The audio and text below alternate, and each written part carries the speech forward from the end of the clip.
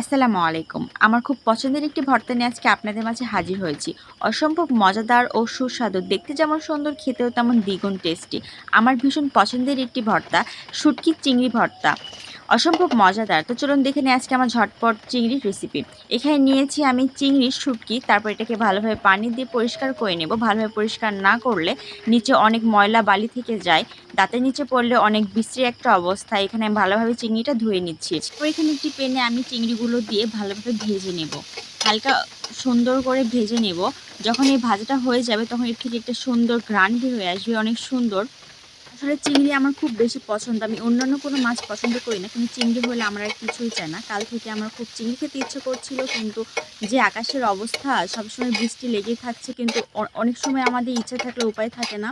তো আমি ঝটপট ভেবে নিলাম আমার বাসায় চিংড়ি নেই, তবে চিংড়ি শুটকি আছে। তো যেভাবে সেই কাজ ঝটপট আমি তৈরি করে নিলাম। চিংড়ির শুটকি ভর্তা অসম্ভব মজাদার। এটা আমার অনেক বেশি পছন্দ। গরম গরম ভাতের সঙ্গে যদি এরকম ভর্তা থাকে তাহলে তো আমার কিছুই চাই না।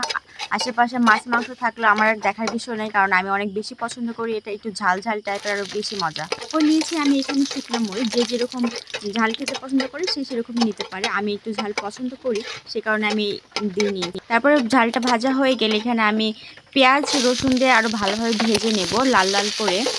আসলে শুটকি কম বেশি সবাই পছন্দ করে। আমরা বাঙালি, মাছে ভাতে বাঙালি না হলে ভর্তা ভাতে বাঙালি অবশ্যই। কারণ অনেকেই আছে যে মাছ পছন্দ করে না, এমনি ভালো অনেক মাছ আছেই, কিন্তু শুটকি পছন্দ করে।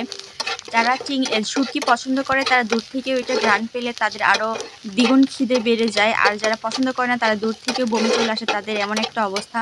আমরা সবাই কম বেশি চিংড়ি চিংড়ি বলেন বা শুটকি সবাই বেশি পছন্দ করে থাকি। কিছু ভেজে নেওয়া হয়ে গেলে আমি এটাকে বেটে নেব। প্রথমে আমি এখানে শুকনো মরিচটা বেটে নিচ্ছি, তারপরে আমি চিংড়িটাতে ভালোভাবে বেটে নিয়ে আমি এক সাইডে রেখে তারপরে আবার পেঁয়াজ রসুনটা বেটে নিয়ে সব ভালোভাবে মিক্সড করে নেব। অসম্ভব মজাদার এই ভর্তা, কম বেশি সবাই পছন্দ করে থাকে। আমি মাছ মাংসের থেকে ভর্তা দিয়ে বেশি ভালো খেতে পারি তৃপ্তি সহকারে। অসম্ভব মজাদার। এমন যদি ভর্তা হয় তাহলে তো কোনো কথাই নেই। এরকম ঝাল ঝাল ভর্তা হলে আমার পরিবারের সবাই অনেক তৃপ্তি সহকারে খেতে পারে, এবং অনেক সময় শর্ট পড়ে যায় যে এত তৃপ্তি সহকারে খেতে পারে। আমি এরকম ভর্তা তৈরি করে সেদিন আমার বাসায় একটু চালটা বেশি লাগে। তারপরে এখানে ভালোভাবে বেটে নিয়েছি। এখন আমি এখানে সরিষার তেল দিয়ে ভালোভাবে নেড়ে চেড়ে নেব। অসম্ভব লোভনীয় একটি ভর্তা, দেখলে জিভে পানি চলে আসে। আমার তো খুব পছন্দ, আমি ভীষণ পছন্দ করি এটা খেতে। রেসিপিগুলো যদি আপনার ভালো লেগে থাকে তাহলে অবশ্যই আমাকে লাইক কমেন্ট শেয়ার এবং বেশি বেশি সাবস্ক্রাইব করবেন। এবং আমি যেহেতু নতুন, সবাই আমার পাশে থাকবেন, সাপোর্ট করবেন এবং আমার ভিডিওগুলো শেয়ার অবশ্যই এভাবে বাসায় ট্রাই করবেন, এবং ভালো লাগলে অবশ্যই কমেন্টে জানাবেন।